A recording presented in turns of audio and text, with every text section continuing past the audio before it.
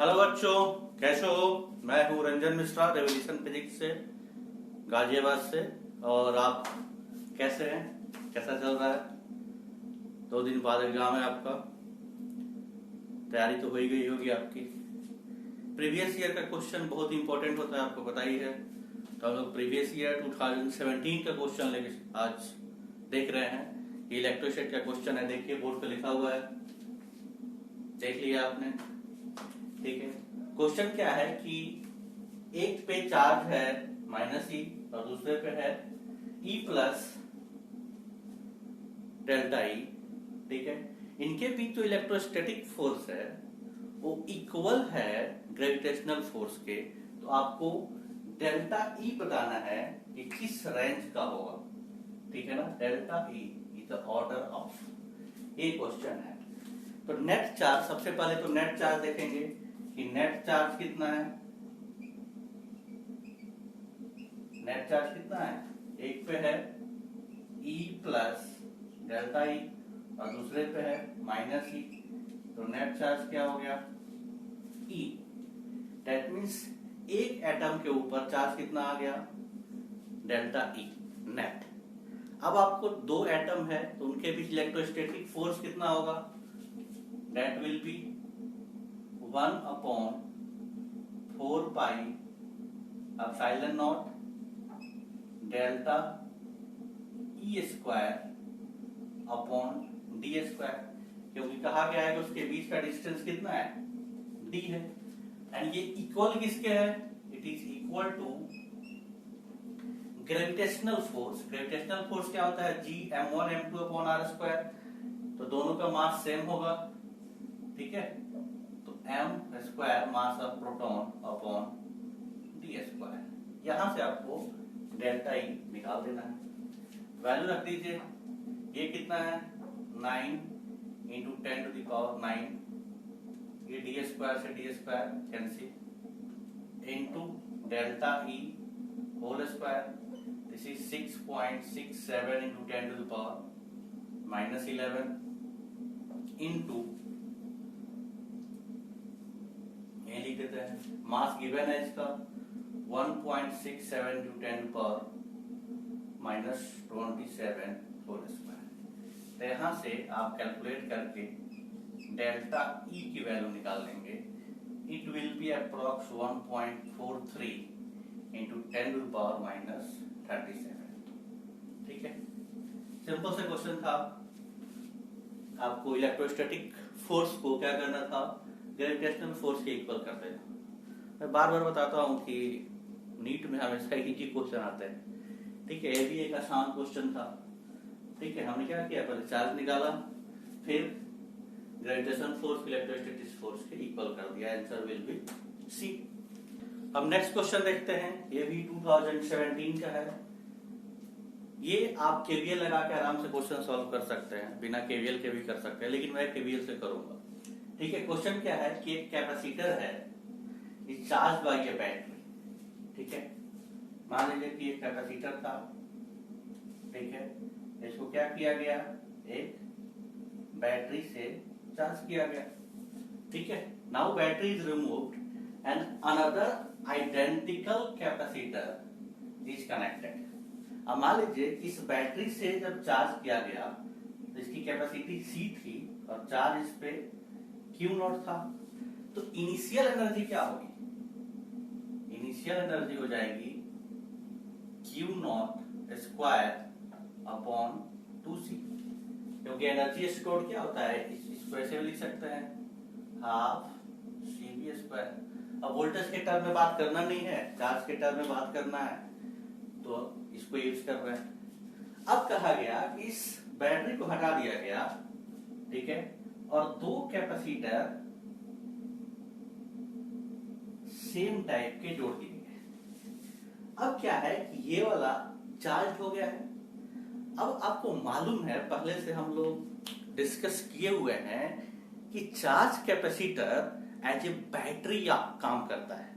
ठीक है, चाहे इंडक्टर हो चाहे कैपेसिटर हो, वो एक्टिव सोर्स के तौर पे काम कर सकता है, सप्लाई के तौर पे काम कर सकता है, अगर उसको आप चार्ज कर देते हैं। अब ये क्या था चार्ज हो गया तो अब ये बैटरी ये काम करेगा, माइनस प्लस, फिर ये वाला क्या होगा, डिस्चार्ज होगा।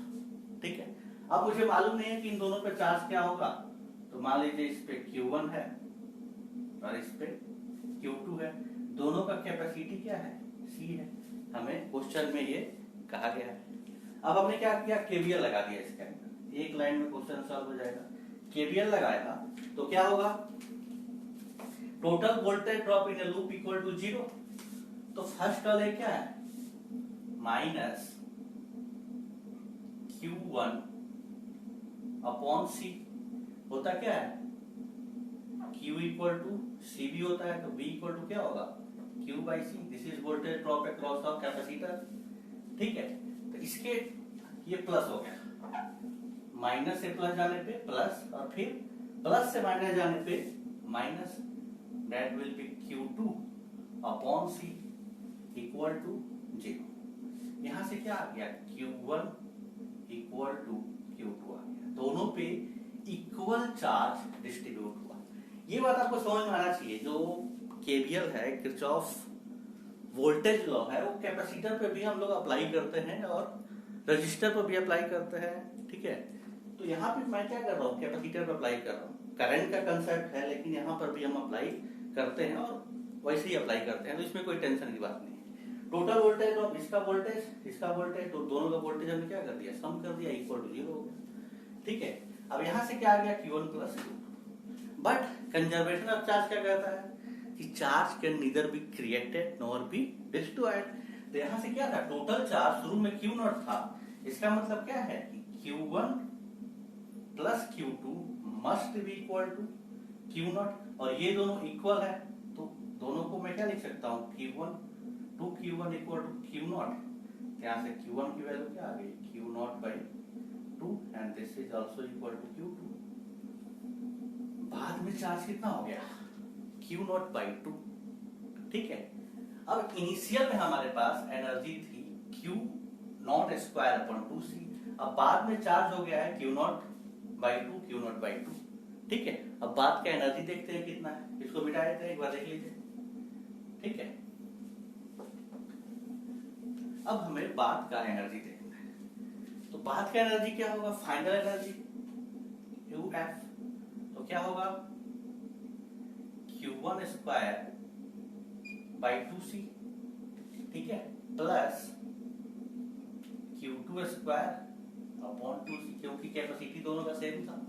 अब वैल्यू रख दीजिए, Q1 स्क्वायर, तो क्या होगा, Q0 स्क्वायर अपॉन, स्क्वायर करेंगे तो ये 4 हो जाएगा, इंटू 2 8C, प्लस ये हो गया Q0 स्क्वायर अपॉन 8C, तो क्या हो गया, रिजल्टेंट आ गया Q0 स्क्वायर अपॉन 4C, क्योंकि दोनों चीजें तो 2 हो गया, 2 से कट गया ये।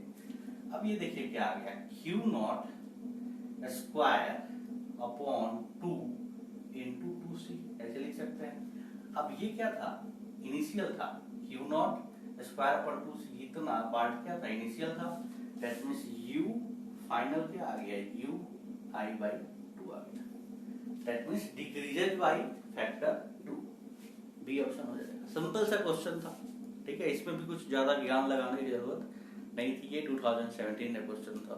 मैं बार बार आजकल बोल रहा हूँ कि अगर अच्छा लग रहा है वीडियो तो अपने दोस्तों के बीच में शेयर करिए, ठीक है, लाइक करिए, सब्सक्राइब करिए। Thank you. अब नेक्स्ट क्वेश्चन देखते हैं, ये 2017 का ही क्वेश्चन है, नीट 17 का।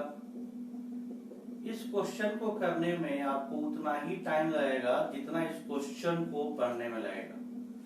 क्वेश्चन देखिए पूरा बोर्ड भर गया है, एक बार पढ़िए, ठीक है, लेकिन क्वेश्चन करने में आपको हार्डली 10 सेकंड लगने हैं। क्वेश्चन कहा गया है कि A से B पे ले जाने में किसी चार्ज को, पॉजिटिव चार्ज को कितना वर्क डन करने का, कब मैक्सिमम होगा, कब मिनिमम होगा, या कितना होगा। ठीक है, ये है क्वेश्चन, ये फिगर है, इक्विपोटेंशियल है। ठीक है, अब आपको पता है कि वर्क डन क्या होता है, वर्क डन होता है चेंज इन पोटेंशियल एनर्जी। अब इस चारों ही केस में चेंज क्या हो रहा है? सेम हो रहा है। दैट मीन्स चारों ही केस में ए से बी पे ले जाने में वर्क डन क्या होगा? सेम होगा। दैट मीन्स आपको उतना ही टाइम लगेगा इस क्वेश्चन को करने में जितना आपको पढ़ने में लगेगा। एक लाइन का कंसेप्ट है कि वर्क डन क्या है? चेंज इन पोटेंशियल एनर्जी, और सब में पोटेंशियल एनर्जी सेम चेंज होगा, ठीक है, इसलिए वर्क डन सब में सेम होगा। Thank you.